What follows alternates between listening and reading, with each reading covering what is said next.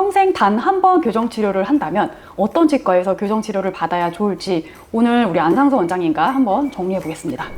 안녕하세요. 연세바로치과 백의정 원장입니다. 안상수입니다. 최근 교정치료 결과에 만족하지 못하고 재교정을 위해서 상담 오시는 분들을 자주 봐요. 교정치료가 평생 단 한 번으로 끝나려면 좋은 교정치과를 골라서 좋은 원장님을 또 만나야겠죠. 요즘은 보통 두세 군데를 상담하고 교정병원을 선택합니다. 교정 진단을 들으시고 선택하시는데 발치, 비발치 여부는 중요한 게 아니에요. 사람은 모두 반응이 달라서 똑같이 치료를 진행해도 나타나는 양상이 다 다릅니다. 팔자주름이 생기는지, 치료 계획과는 다른 양상이 나타나는지, 또는 정밀 진단할 때는 체크하기 어려웠던 습관이 있는지 등등 관심을 가지고 꼼꼼하게 체크하는 것이 아주 중요합니다. 이번 영상에서 5가지 정도의 포인트를 알려드리겠지만 그 무엇보다 원장님이 얼마나 신경을 써줄 수 있는지는 다른 무엇보다 중요한 것 같습니다. 첫 번째는 의료진입니다. 이건 항상 치과 선택 시에 1번으로 거론되는 부분입니다. 최근 세계 치과대학 순위를 보면 연세대학교가 28위, 서울대가 33위를 기록했습니다. 자칫 다른 학교 출신 원장님들이 폄하하는 맥락이 될 수 있어 언급하기 조심스러운 부분입니다. 하지만 학벌보다 중요한 것이 많습니다. 환자분들은 눈에 보이는 학벌 말고는 판단하기 어렵기 때문에 알기 어려운 부분이라 생각합니다. 두 번째는 원장이 상담을 잘해주는 치과입니다. 원장님이 치료를 할 사람이죠. 실장님의 상담이 좋은 치과도 좋겠지만 최우선은 원장님입니다. 원장님이 약속한 결과가 있을 텐데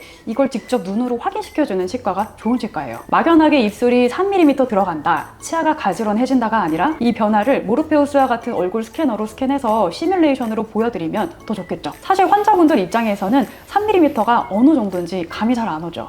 모르페우스로 앞니 들어가는 양에 따라서 인매 달라지는 걸 직접 확인하면 아, 이건 너무 과하다, 이런 느낌이 오게 됩니다. 특히 교정치료를 앞두고 이 인매의 변화에 대한 부작용이 어색할까봐 걱정이신 분들은 모르페우스 얼굴 스캐너를 이용한 전후 시뮬레이션을 꼭 확인하시기 바랍니다. 앞니를 뒤로 3mm 넣었을 때와 5mm 넣었을 때의 인매 차이는 생각보다 커요. 앞니 후방 이동량을 원장님과 이렇게 사전에 미리 논의를 하면 예상치 못하게 입이 너무 많이 들어간다던가 하는 불상사를 미리 예방할 수 있어요. 이 모든 것을 원장이 아닌 직접 치료를 하지 않는 다른 사람이 한다면 크게 의미가 없습니다. 그 순간 모르페우스는 그냥 포토샵과 똑같다라고 생각하시면 돼요. 세 번째는 사진과 엑스레이를 자주 찍어서 치료 경과를 보여주는 치과입니다. 예를 들어 치아의 뿌리 평행도는 엑스레이를 찍지 않으면 잘 모르는 부분입니다. 치아 뿌리가 한쪽으로 치우쳐 있다거나 기울어져 있다 해도 겉으로는 표시가 잘 나지 않습니다. 일반 카메라 사진도 몇 달 간격으로 찍어서 그간의 치료 진행 과정을 주기적으로 설명해 줘야 한다고 생각합니다. 환자분들은 스스로 매일 자기 얼굴을 보기 때문에 처음과 비교해서 얼마나 좋아졌는지를 잘 모르는 경우가 많거든요. 교정치료는 장기전이기 때문에 동기부여가 중요한 부분이라고 생각합니다. 특히 인비절라인은 협조도가 중요한 치료라 더더욱 그렇다고 생각합니다. 저 같은 경우는 웃는 사진을 꼭 주기적으로 찍어서 이 치열의 좌우 미세한 높낮이와 같은